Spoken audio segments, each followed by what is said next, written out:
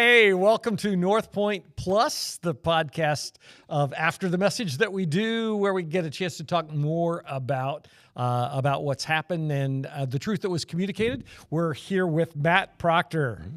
Yes, thanks for having me. President of Ozark Christian College in Joplin, Missouri. Yes, sir. So what's Joplin like these days? Yeah, I appreciate you asking. Since you've lived there, you have a before picture and I have an after picture. I'm guessing probably what sparked that question was the tornado that did sweep through Joplin and was national news back in 2011. And it was devastating. It ripped the third of our city away. It was 13 miles long, jagged scar, and 8,000 homes destroyed, 161 lives lost, lots of people injured. And it was a hard season for us, but by God's grace, I can tell you that God's people stepped up in a big way. We saw in the weeks and months that followed so many church vans from literally all over the country roll into Joplin because it happened right at the beginning of summer. Our campus was actually empty for the summer, so we housed thousands of volunteers that summer in our dorms, and we fed them in our cafeterias. And so I would walk through the parking lot just looking at the license plates, and from Florida to Alaska to Texas to Minnesota and everywhere in between, people coming in and Jesus in their heart, war clothes on their hands, helping us put our city back together. And Joplin is now better than ever. Some cities that are hit by disasters will never quite be the same again. They lose population. Joplin's actually bigger than it was before. We're newer than we were before because of all the rebuilding, and we're in a really healthy place, and we give the Lord credit for that. Yeah, we were there that day. Okay. Charlie, our son-in-law, had just graduated that weekend. Yeah. And our daughter Annie had graduated from nursing school at Crowder that day. So we actually celebrated after church that Sunday, and then we were heading on our way back. Wow! And we saw the storm coming. Yeah. And said I just said I don't want to drive through the rain, so let's leave a little bit early, and we did. And then our daughter Annie got married that fall. Okay. And I remember driving back to Joplin in October when she was married, and driving up Rangeline, and just crying. To see a city so dramatically changed by what the tornado did. So how did that impact student body and faculty and that kind of stuff? Yeah. It definitely did impact us. First of all, we lost a student, we lost a former faculty member. Everybody that lived in Joplin knew somebody whose house had been affected or had lost a loved one. We went to so many funerals. But what we saw was, and we had lots of help. We had churches that were really great. We saw the Lord at work, and so it was a powerful testimony. My son, my oldest son, Luke, had just finished his junior year in high school, and as soon as the tornado was hit, he and I were out that night. I have a story I could tell about escaping the tornado because we were driving right into it. But after the tornado had passed, he and I and a few other volunteers went through the affected neighborhoods just to go see what we could do, and people we knew down there, check on them. And, you see dead bodies, you see things that a high school kid should never see. But while I began to oversee relief efforts with the college, we were the headquarters for the American Red Cross on the campus. Luke, who's a farm kid, got his chainsaw and just for the next 2 weeks went and cut trees and helped people start recovering. And at the end of those 2 weeks, he was exhausted, but he said, we were sitting in our kitchen, and he said, "Dad, the last 2 weeks have been the worst 2 weeks of my life and the best 2 weeks of my life, because we saw the church at its best. Man, we saw God's people be God's people in the way that, God bless FEMA, but that they couldn't match. Yeah, and it was amazing. It's funny. I haven't watched there's the special on Netflix that's going on now. Right. I haven't watched it, but the thing that I've read is people have said it just missed the impact of the faith community. Yeah. Because that really was what held the community together. Yeah.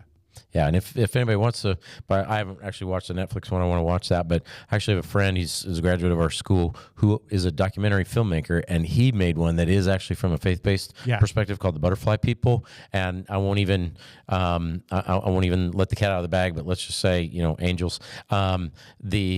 I would encourage you just look up Greg Fish and the Butterfly People, and you can find his website. And you can watch that documentary as a compliment to show there was other stuff going on behind the scenes that is the real story. And he made that within a couple of years after he did. Right after the tornado. Just talk a little bit about the college. You hear college, and like for here, we think Michigan State. Tens of thousands of students. Right. Think Lansing Community College, which is not those kind of numbers, but big place. What's Ozark like? Yeah, so would love to tell you about that. Ozark Christian College in Joplin, Missouri. We are a classic Bible college, which means that since 1942, we're 82 years old now, almost 83. Our sole mission has been training men and women for Christian service. So about 90% of our graduates go into some kind of ministry. Yeah. After doing that for 82, almost 83 years, thousands and thousands of alumni literally around the globe, every time zone on the planet. They've taken the gospel to all 50 states, over 100 countries around the world. And I like telling stories. Can I tell a quick story? Absolutely. It's kind of a dumb joke, but so three Texans standing together. Doing what Texans do, bragging, and first fellow says, I've got 10,000 acres, and I like to call my ranch the Rockin' K. Second fellow says, well, it's nothing, I've got 20,000 acres, and I like to call my ranch the Flying W. And third fellow in the end is real quiet, and finally the other two guys, curiosity gets the best of them. They say, well, how about you? You got any land? And third fellow says, yeah, I have 200 acres. 200? 200 acres? That's not a ranch. What do you call that? Downtown Dallas. Now, nice. here's why I tell that story. The point of the story is this. It's not about how big you are. It's about how strategic you are, correct? Nice. And grateful for schools like Michigan State and Lansing Community, and those schools are doing a good thing. Even Ohio State. My dad did his master's at Ohio State. I'm not a Buckeye. Say he's a good man. But yeah, it's not a bad place. Ozark Christian College is never going to be the biggest college in America, but I'm saying that I actually believe we're the most strategic, because all we're doing is training men and women to take the good news of Jesus Christ to the world. And we have trained thousands who have reached millions with the gospel. And that's a mission that gets me excited every day when I drive on a campus. Cool. So, yeah. Yep. Really, really good. So we're in this 7 Last Words series. Yes. Mm-hmm. Do just a little bit of a recap about the message. You bet. So today we were in John chapter 19, verses 25 through 27, where Jesus is on the cross, and the last saying that we hear Jesus speak from the cross, he looks at Mary and he says to Mary, woman, behold your son. And I'm sure nods at John. And John, who's standing there, he says, behold your mother. And what he's doing is he's asking John to take care of his mother, his aging mother, because Joseph is long gone, he's dead, and Jesus is not going to be around to do it. And even though Jesus has younger brothers, they were nowhere to be found at the cross, and they weren't even believers. Right. And so Jesus knows that the bonds of faith are stronger than the bonds of blood, and so he wants John to act as a son to Mary, act as a son to Mary, and for Mary to be a mother to John. And so really the big idea of the sermon was just this, that we are a family. If you're part of the faith, that if you're a follower of Jesus, you're part of the family of Jesus, and you need the family of Jesus. Don't be an only child. Don't be somebody who wants to hang out with Jesus but wants nothing to do with the church. We need each other. And that's what we see very vividly portrayed at the foot of the cross, and it's true for each of us as well.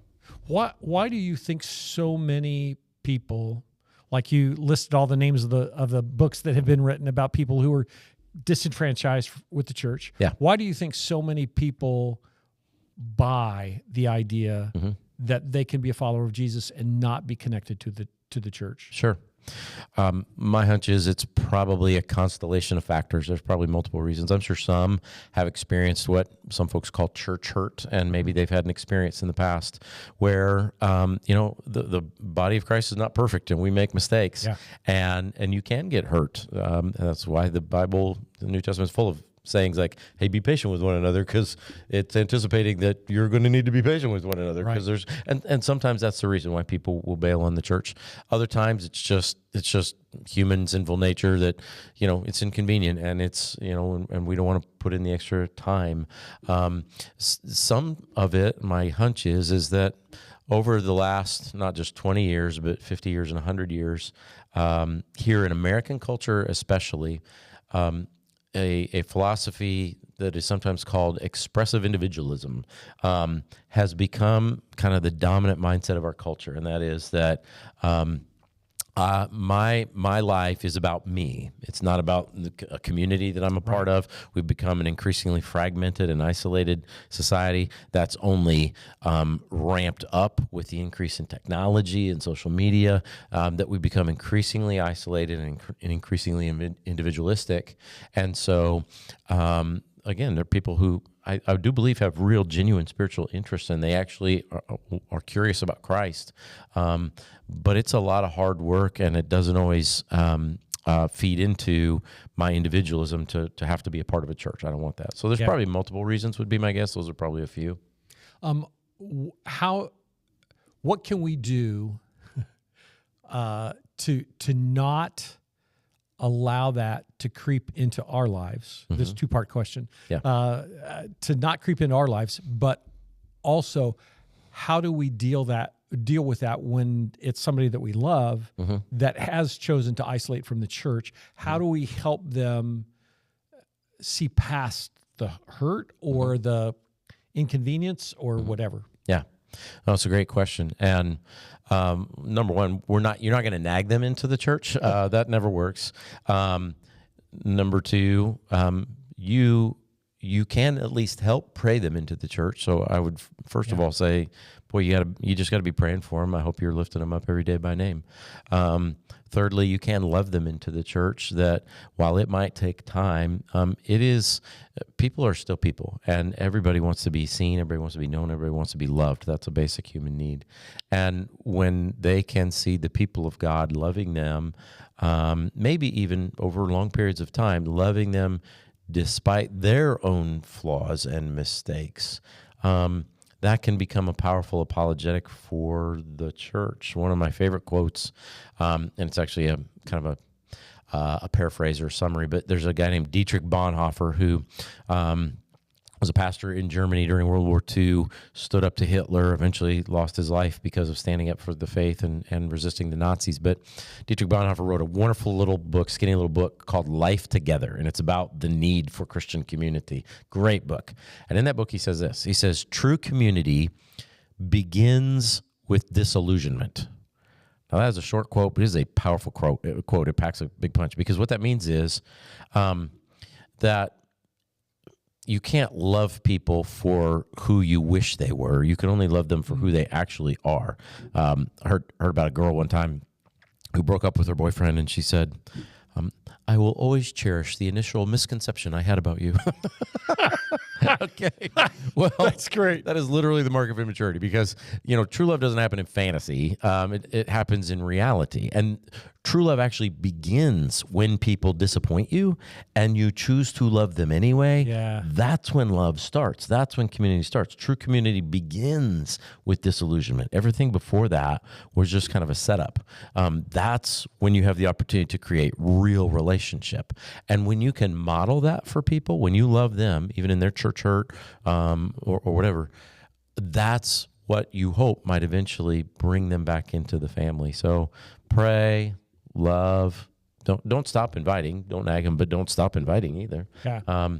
These are all things that the Lord can use. How can we weed that out of us when, sometimes I talked to somebody just recently that said, missed a week. That week became 2 weeks. I came back, and then I was gone for a while, and all of us, the pandemic created that pattern. What kind of things can we do in our own lives to prevent that from happening with us? You bet. It's a great question. And Hebrews chapter 10, verse 25 says, let us not give up the habit, I'm going to underline that word, habit, of meeting together, as some are in the habit of doing. Yeah. But instead, let's gather together so that we can encourage each other, and all the more as we see the day approaching. So he says, hey, we're living in a hard season here. We need to get together and encourage each other. Don't stop being a part of church. Don't stop being a part of family. But I want to underline that word habit that he uses there, because, we make our habits and then our habits make us. And the way, if we have slipped into a habit of not going, and boy, after the pandemic, it was super easy. I mean, when Missouri, where I live, was shut down for a little while in 2020, you're watching church on your couch and you're chilling in, I don't wear Crocs, but my kids were wearing Crocs, and your comfy clothes, and it can be real easy to say, I like this, and I'm just going to keep doing this. Yep. But again, we need each other, and it's not even just about what you need, it's about what others need from you. Part of the reason we go to church is not for us, it's because of what you can give to others. And to get back into the habit, well, you just do the things that you do to build habits, which is you make decisions beforehand. You don't decide whether you're going to go to church or not on Sunday morning. That's dumb. Nobody's going to decide to go to church on Sunday morning. I'm going to worship in the sanctuary of my bed. You have to decide Saint Matthew. Saint Matthew, yeah, Saint Mattress. Saint Mattress, yeah. And a lot of people worship in the Church of Saint Mattress, and you got to decide that way before. You got to make that decision before, and read the book called Atomic Habits if you've never read it, because it will teach you about how to just mold good habits and kind of habit stack. And so you set your clothes out that you're going to wear, set them out the night before, and clear your schedule, and make sure everybody in your family knows that that's what's going to happen tomorrow, because you can each hold each other accountable and make that decision. And so it's just the normal things that you do for any habit, whether you're going to start changing your diet or whether you're going to start exercising or whatever. If it's a priority, and the Word of God says it should be, then you just stack the habits to tilt your own momentum in that direction.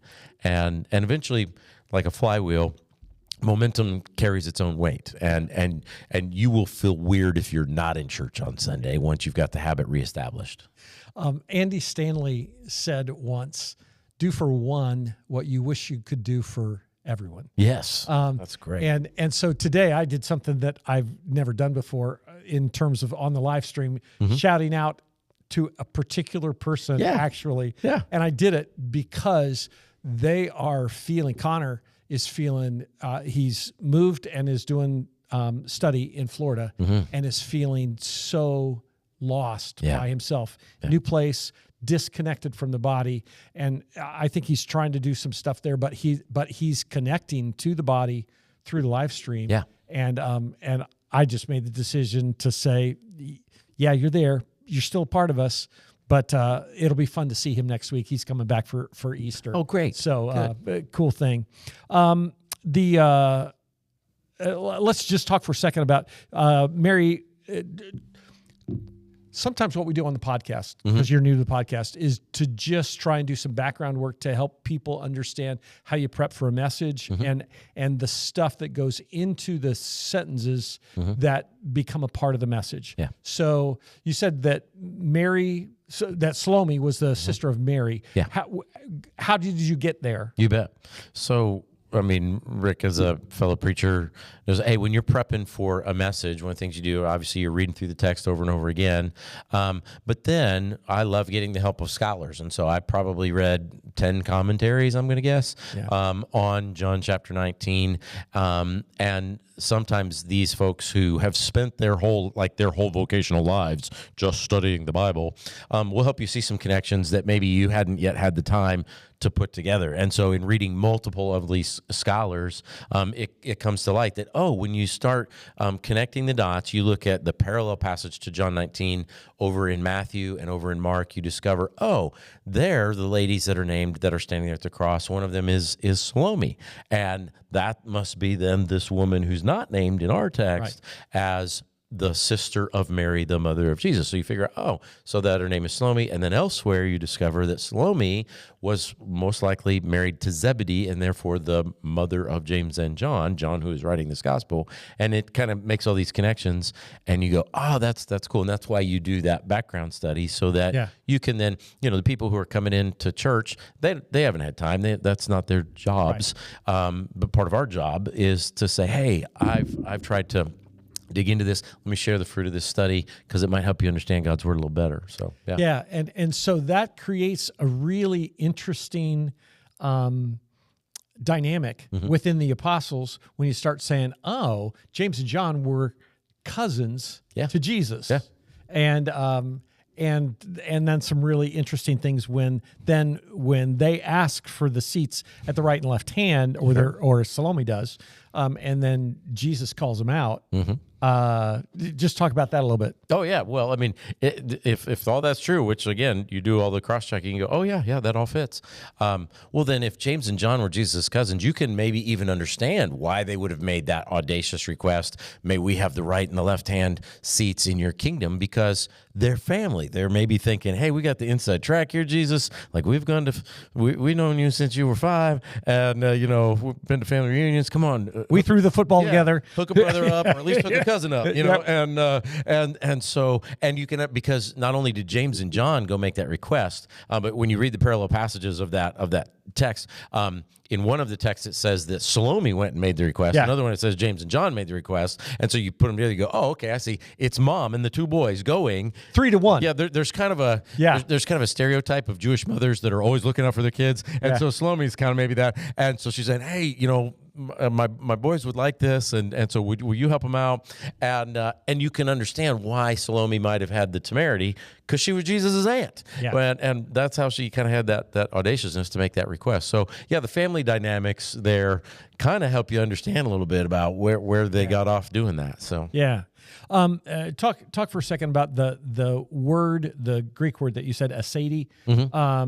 About God, about self-sufficiency. Yeah, so, if you kind of just study classical theology, one of the doctrines in theology, and this is what they call theology proper, which is the study of God himself. There are other categories of theology where you study salvation, Christ, the Holy Spirit, other things, but the study of God himself, theology proper, one of the parts of that branch of theology is aseity, and that is a word that simply means the self-sufficiency of God.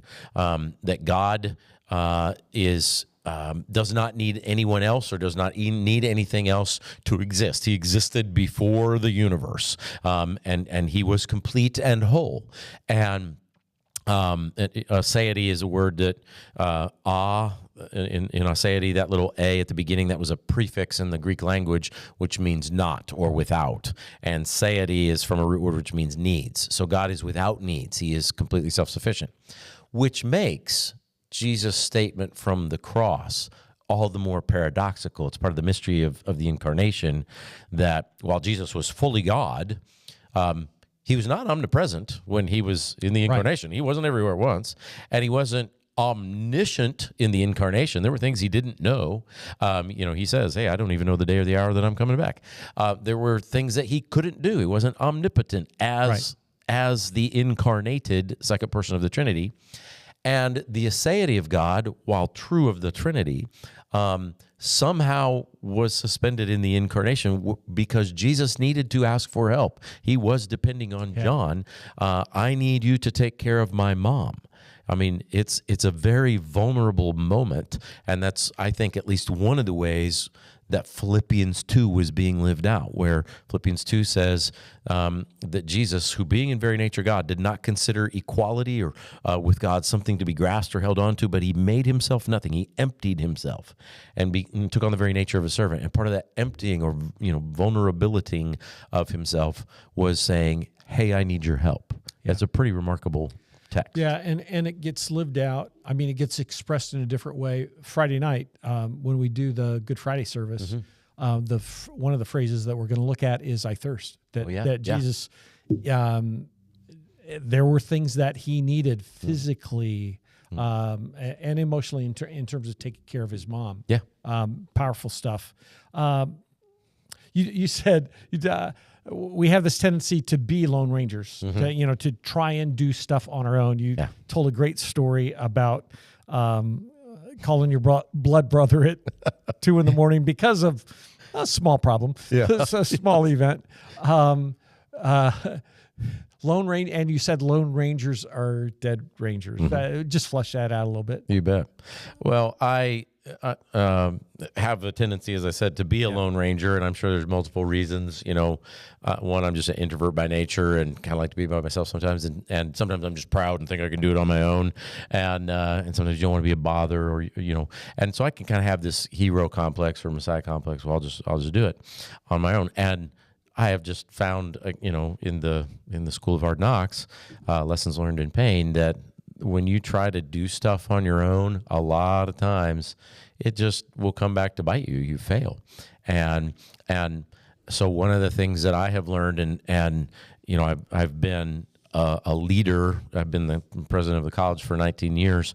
One of the things that I've just learned is that I need other people to be my best, and for the college to be at its best.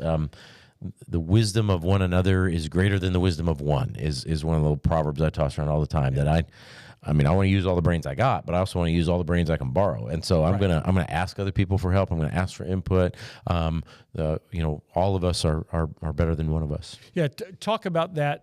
So most everybody who's watching the podcast are normal people, not ministry people. Sure. And have jobs, secular jobs, whatever. Contrary to what you might think, the role of a Bible college president is not like church camp, a wonderful experience, 24 hours a day, everybody's singing, praise to God. There's just lots of hard work stuff that has to happen in your role. Talk about that just in terms of what kind of things do you do, and how do you help people to pull in the same direction? Yeah. How do you help ask for help? President of the college is supposed to be in charge of everything. Right. How do you ask for help? You bet. Some of you might recognize the name Peter Drucker, who was actually a leadership guru, not a faith-based guy. But Peter Drucker said that the 4 hardest jobs in America were the administrator of a large hospital, a college president. Wow. Nice. Yes, a mega church pastor, and there was a 4th one that I don't remember off the top of my head. But I was like, yeah, that's exactly right. It's hard to be in a college. Yeah, that's what he said.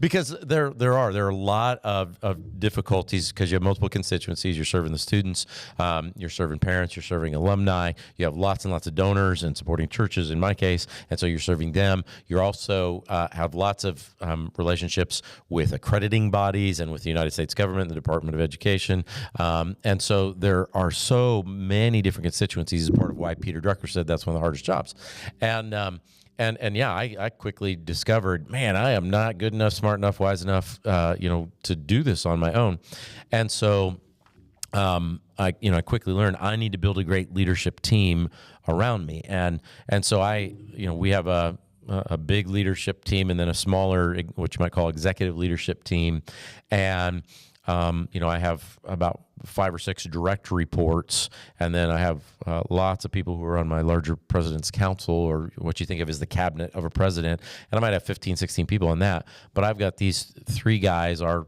school's kind of divvied up into 3 branches like the U.S. government, and so I used to meet with my 3 executive vice presidents, who would be like my CFO and my COO, Chief Operating Officer, and my Chief Academic Officer, and I used to meet with them separately, and I have discovered over the last 15 years that no, we do way better work when we all meet together. So I actually don't meet. I mean, I sometimes will meet with them separately, but every week the 4 of us are in a room and we do team leadership. I depend on those guys to help me vet ideas and go, hey, yeah, that's really good, let's do that, or no, that's really dumb, and here's the 3 things you didn't think about that will torpedo us if we proceed with that. And we depend on each other. Iron sharpens iron, Proverbs 27:17. And so I have discovered that team leadership is really essential And so I report to a board of trustees that meets 3 times a year. And again, those guys used to just come in, make individual reports and leave. And I actually asked the board of trustees, can our whole team sit in for the whole meeting? We have all day meetings. And because I think that you'll get a fuller picture of what's going on at the college if we're all there together. We fill in blanks for each other. And 4 sets of ears is better than 1. When you're giving me directives, they're going to help me make sure that I heard you correctly, and we're going to help hold each other accountable for what we're doing. And so team leadership, just doing life in community is the way to go. Lone Ranger, I love Westerns, but the Lone Ranger is the wrong model. Magnificent Seven, that's your model, all right? You want a good team, all right? That's what you want. Yeah, good stuff. You told a story about Katie, your wife's encouragement, we'll say that, yes, to push through when you were tired, didn't want to do it. How do you know where the line is between when you need to rest and when you need to push through? So it's a little bit of the tension that exists. Everybody says, "Oh, it's a good thing to have boundaries." Mm-hmm. You got to have boundaries. And yet sometimes the boundaries keep us from doing what God's called us to do. Sure. So how do you find how to resolve that? Yeah. No, it's a great question. And there was a story that I told in the message where I was tired. It was a Friday. It had been a long week. My wife was encouraging me to go visit this widow and take our little girls along to visit with her for an hour. And I was tuckered out and I didn't want to do it. And encouragement is a good word. It's Hebrews that again says in Hebrews chapter 10, spur one another on towards love and good deeds. And spurring, if you know anything about horses, that's what you could call irritating encouragement. All right. It's encouragement, but it doesn't always feel good. All right. Yeah. That's what spurs do. And so, she was kind of irritatingly encouraging me to go do this. And it is a great question that, hey, are there times when we actually do need to pull back and rest? And of course there are, okay? 6 days shall you labor, and then on the 7th, we do need Sabbath. We do need rest. And when we can get so tired, Mark Buchanan says there are times that you're so tired that you don't even care about the things you care about. Maybe you've been to that point of fatigue. And Jesus pulled away. Yes, he did. And so there's wonderful example for that. But one of the blessings of marriage is that people get to know you and they kind of know what your, Hebrews talks about these as besetting sins or what your signature sins are. There's some things that you might struggle with that aren't as big a struggle for me and vice versa. We all have kind of our signature sins that we're more susceptible to. And my wife knows that one of my signature sins is to kind of pull away and not go minister to folks just because I'm tired. And there are times when she can tell. I have a tell. When I am super tired, my ears get red. I am Rudolph the red-eared reindeer, man. And they're warm and they're hot. But she knows that if my ears aren't red, I'm not actually that tired yet. And so she can actually give me the irritating encouragement and give me a little swift kick in the pants to say, no, go visit Vilma, all right? You're kind of being a little wimp right now. You're kind of being selfish right now. Go do that.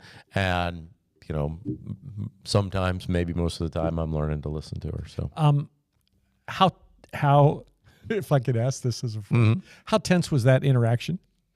I mean, let me very quickly say that was most of the conflict was happening in my head. Okay, and so I wasn't yelling at her or anything like that. Now we love each other. We have a good marriage. We do not have an easy marriage, all right?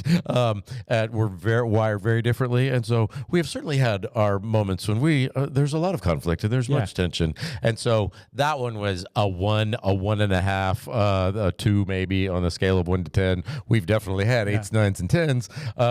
But that wasn't one of them. It was one of those little internal things. Okay, fine. And I'm just griping internally, so.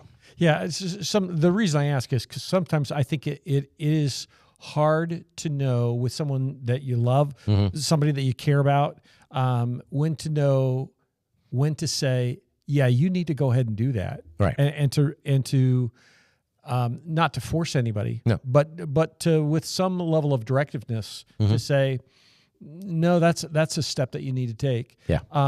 And the flip side of that is, we need to know when someone does tell us the truth, because that was the whole deal. God's family is a truth-telling place. Yeah. That when somebody does tell us the truth, that we recognize that and respond to it.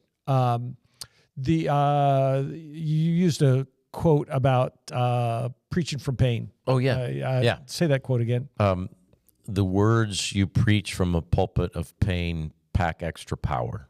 That when Jesus said this on the cross, behold thy mother, behold thy son, that took incredible physical effort for him, pushing off of the nails actual physical pain, to be able to get enough lung power to speak out loud enough to be heard. Most crucifixion victims couldn't do that. And so just the idea is that when someone says something, and it cost them dearly to say it, you pay extra special attention. And people who are suffering. One of my heroes is Johnny Erickson Tata, which I've got to meet her a couple different times. And for those who don't know her story, she's a quadriplegic, paralyzed from the neck down in a diving accident, but has started many years ago a worldwide ministry to the disabled, and it's amazing. But she has been confined to a wheelchair as a paraplegic for 50 years now, has battled cancer 3 different times, I think, and just lives in constant pain. But when you see her joy, when you see her love for Christ, honestly, it's just amplified, because that it's coming from a place of pain. Yeah. That joy is hard won, and you pay special attention when folks are bearing witness in the midst of suffering. So we've not had a chance to talk for lots of years. Yeah. I've been apart, but this whole deal of ministering out of our pain. You're Bible college president. You guys personally have experienced cancer. How has that impacted you? Yeah, no, it's a great question. Yes. 6 kids, a college, all kinds of stuff to lead. Yeah. And they're at home. Yeah, it was Valentine's week. It was February of 2013. Katie went into the hospital for what we thought was going to be a routine procedure, and the doctor came back with the dreaded C word, cancer. And yeah, that's a gut punch. I mean, she was 44 at that time, 6 kids at home. Yeah, leading to college. I was actually that year. I was also president of a national gathering called the North American Christian Convention, which had a bunch of extra responsibility, and that was a difficult season. And my wife, God bless her, she's a woman of great faith. She named her tumor. She named it Jezebel, and she just asked people that God would strike Jezebel dead, just like he did in the Bible. It was awesome, and people prayed.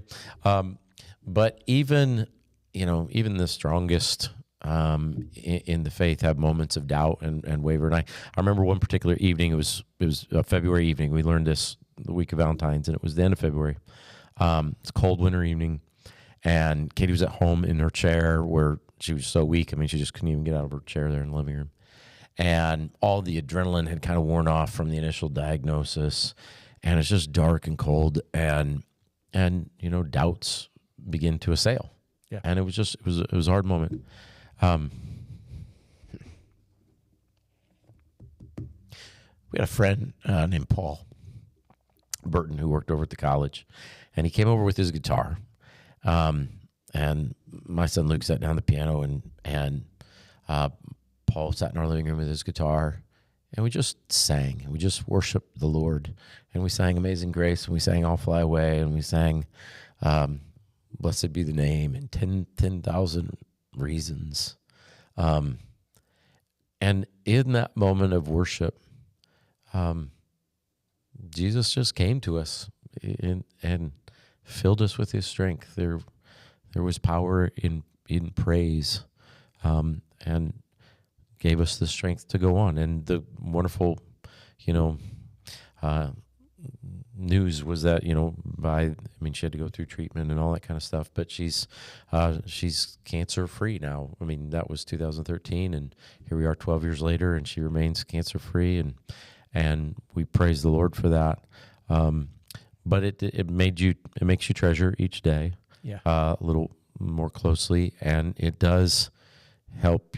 It makes you realize just how weak and vulnerable you are, that it could all be gone in an instant, and we have to lean on Jesus every day. I sometimes fall into the myth of self-sufficiency.